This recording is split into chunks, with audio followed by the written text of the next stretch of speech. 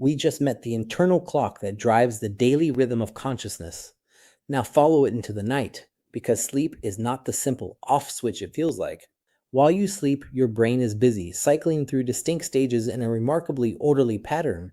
We know this because researchers can record the brain's electrical activity, and sleep has an unmistakable signature. As you drift off, you pass through stages of progressively deeper non-REM sleep.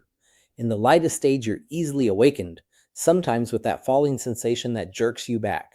Then you descend into deeper stages, your brain waves slowing into large rolling waves, your body relaxing, your heart rate and breathing dropping. This deep, slow wave sleep is the most physically restorative. It's when the body repairs tissue and consolidates certain kinds of memory, and it's hardest to wake someone from. Then something dramatic happens. After cycling down into the depths, you climb back up into a strange and active state called REM sleep.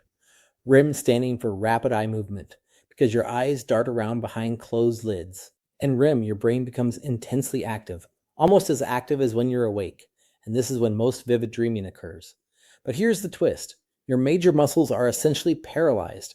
This REM paralysis is a protective feature. It stops you from physically acting out your dreams. So your mind is racing through a vivid drama while your body lies still. Across a night, you cycle through this full sequence roughly every 90 minutes 4 or 5 times, and the mix shifts as the night goes on.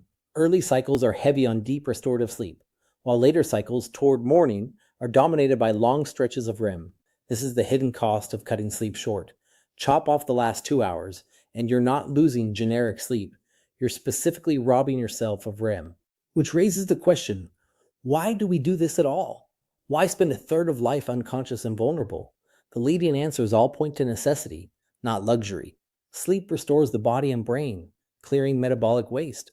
It consolidates memory, moving the day's learning into lasting storage, which is why pulling an all-nighter before an exam backfires. And chronic sleep deprivation is genuinely dangerous. It wrecks attention, mood, and judgment, weakens the immune system, and is linked to serious long-term health problems. Sleep isn't time lost. It's some of the most important work your brain does. And the most fascinating part of that work, the vivid, bizarre theater of dreams, is where we head next.